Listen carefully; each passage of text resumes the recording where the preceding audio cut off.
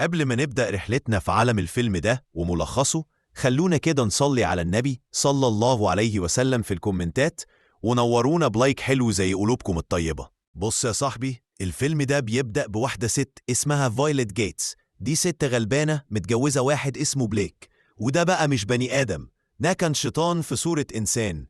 كان بيعذبها ويضربها ليل نهار، لحد في مرة وصل بيها الحال إنها كانت بتنزف، والراجل ده حط المسدس في إيديها عشان يخليها هي اللي تقتله. هي طبعا صرخت واترعبت، بس في الآخر صباعها داس على الزناد. مشهد يخلي الواحد يكره الدنيا وما فيها. بعد سنين من الكابوس ده، بليك بيموت، وفيولت بتقرر تبدأ حياة جديدة في شيكاغو مع ابنها الصغير توبي.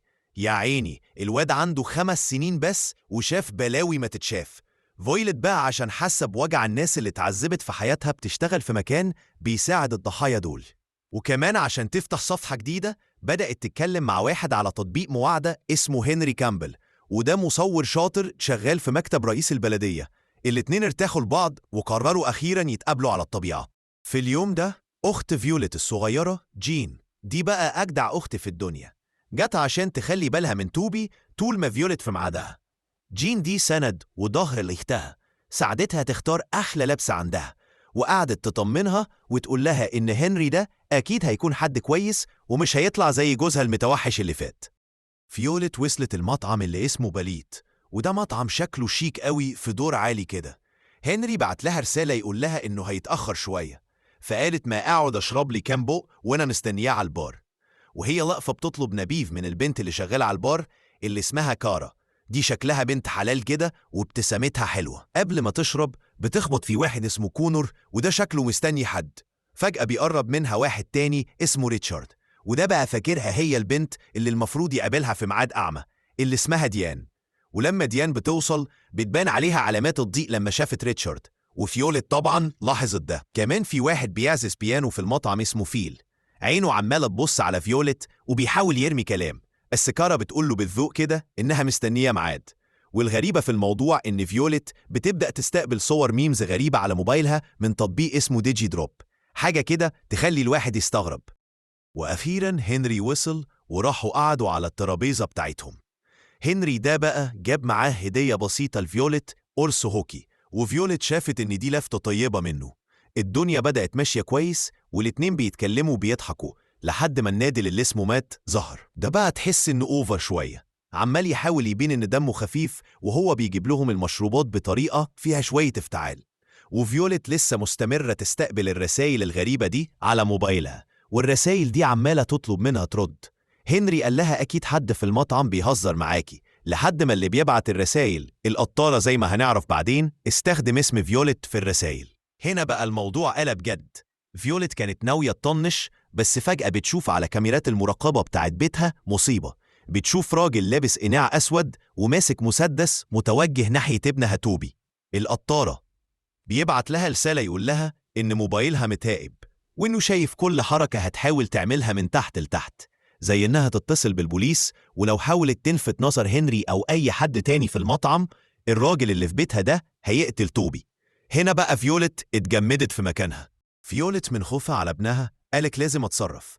راحت الحمام عشان تحاول تطلب مساعدة من كام بنت كانوا عاملين حفلة تخرج هناك، بس القطارة الحقير ده كان سامعها برضه. اكتشفت ان الحمام واللمبة اللي على الترابيزة بتاعتهم في المطعم متراقبين، يعني الراجل ده عامل شغل احترافي. القطارة طلب من فيولت تطلع كارت الميموري من كاميرا هنري. فيولت عملت نفسها ان ساعتها ضاعت عشان تدي لهنري حجة يقوم من على الترابيزة، وده سمح لها تفتح شنطته وتجيب الكاميرا بسرعة. فيولت لقت صور في الكاميرا بتدين رئيس البلدية وناس مهمة معاه، وأخدت الكارت قبل ما هنري يرجع. لما رجعت الحمام تاني، القطارة طلب منها تدمر الكارت وبعدين تبص في علبة المناديل اللي على الترابيزة، لقت جواها إزازة صغيرة فيها سم قاتل، وطلب منها تحط السم ده في مشروب هنري عشان تقتله.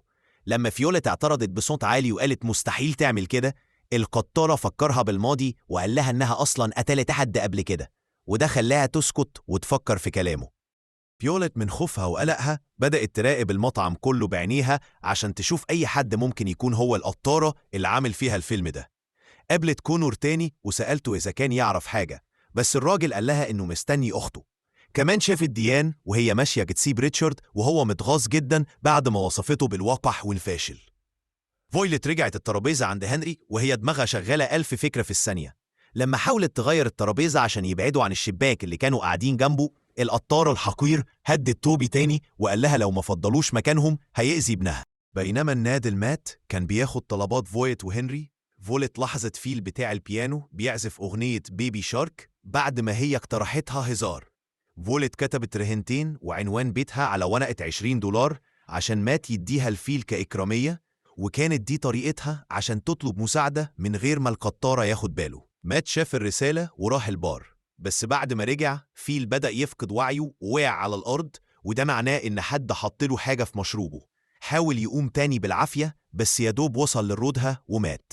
القطارة بعت رسالة لفويت يقول لها إن ده كان تصرف غبي منها، وفويت شافت على كاميرات المراقبة الراجل المقنع اللي في بيتها بيهجم على جين وبيوقعها على الأرض قبل ما يحبس هنري في أوضة لوحده.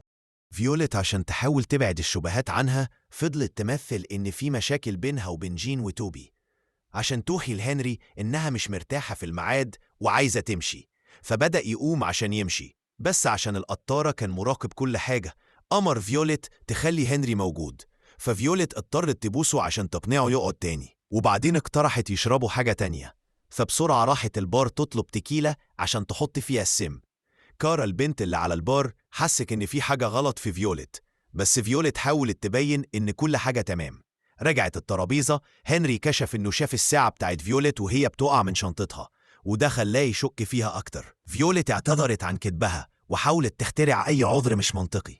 هنري راح البار يجيب ليمون عشان يشربه مع التكيلة، وده ادى فيوليت فرصة تحط السم في الكاس بتاعه، بس هنري بدأ يشك أكتر لما كارا قالت له إن فيوليت ما طلبتش ليمون. هنري رجع الترابيزة وسأل فيوليت عن سبب إصراره إنه يكلمها حتى بعد ما عرف إنها أم أرملة وعندها طفل. هنري عبر عن إعجابه بفيوليت وشخصيتها القوية، والاتنين حكوا لبعض عن تجاربهم المؤلمة مع الشركاء المؤذيين اللي كانوا في حياتهم. هنري رفع الكاس عشان يشرب، بس فيوليت بسرعة وقعت النبيذ على قميصه عشان تمنعه يشرب التكيلة المسمومة. وهو قايم ينضف نفسه، القطارة بعت لها رسالة تانية يقولها إن دي ما كانتش خطوة ذكية منها. فيوليت شافت كونور تاني في المطعم وبدأت تشك إنه هو القطارة، بس فجأة أخته ظهرت معاه وده خلاها تستبعده. كارا البنت الطيبة اللي شغالة على البار راحت لفيوليت وسألتها إذا كانت محتاجة أي مساعدة عشان تبعد عن هنري لو كان بيضايقها. فيوليت قالت لها إن هنري مش المشكلة، بس سألتها عن أخت كونور. كارا قالت لها إنها بتيجي دايما بس عادة بتقعد على ترابيزة تانية، الترابيزة اللي ريتشارد كان قاعد عليها طول الليل لوحده. وكارا قالت لفيوليت إنها فهمت ليه ديان مشيت وسابت ريتشارد، عشان الراجل ده كان بيبصلها بطريقة غريبة طول الوقت. هنا بقى فيوليت بدأت تربط الخيوط في دماغها. راحت فيوليت تواجه ريتشارد وبتتأكد إن هو فعلا القطارة اللي عامل كل المصايب دي. ريتشارد ده طلع شغال مع ناس مهمة تبع رئيس البلدية ومتورط في أعمال مشبوهة كتير، وهو اللي سمم عازف البيانو فيل عشان كان ممكن يكون شاف حاجة. هنري بالنسبة لهم كان فار تجارب عشان كان بيجمع أدلة دينهم، وفيوليت استخدموها كطعم عشان يقتلوه.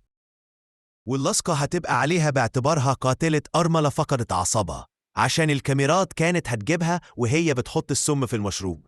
فلاش باك سريع ظهر وكشف إن فيوليت ما قتلتش جوزها بليك، هو اللي خد المسدس وكان هيضرب توبي، بس لما سمع صوت صفارات الإنذار انتحر وخلص نفسه. هنري رجع الترابيزة وفيوليت اضطرت تديله التكيلة يشربها عشان ما يشكش فيها أكتر، وهنري شربها فعلا. بعد ما هنري شرب التكيلة ولسه مفعولها ما ظهرش، ريتشارد حس إن هو خلاص كسب اللعبة وبدأ ياكل الحلوى بتاعته بكل ثقة.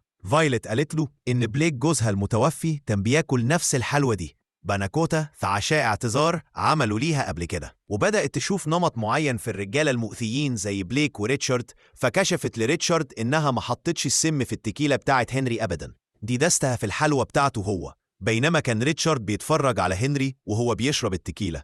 ريتشارد فهم إنه اتخدر فتعصب جدا وطلع مسدس على فايلت، ضرب نار بس هنري بسرعة دفع فايلت بعيد وأخد هو الطلقة في كتفه، وبدأ ريتشارد يضرب نار تاني بعشوائية، والناس في المطعم جريت في حالة من الهلع والخوف. كارا البنت الشجاعة حاولت تدافع عن فايلت بس ريتشارد طعنها في ظهرها، مع إنها نجت في الآخر.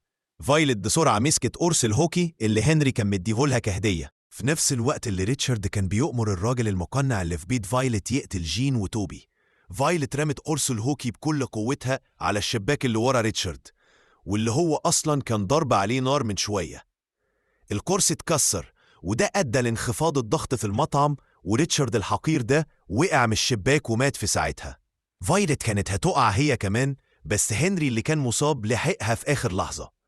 طلبوا الإسعاف والبوليس، وهنري سمح لفايلت تاخد مفاتيح عربيته وتروح البيت بسرعة عشان تشوف ابنها وأختها. فيولت جريت بالعربية زي المجنونة وسط الزحمة عشان توصل بيتها وتطمن على ولادها. في الآخر المؤامرة بتاعت قتل ريتشارد انكشفت، وده أدى للقبض على رئيس البلدية الفاسد وكذا واحد من مساعدينه المتورطين معاه.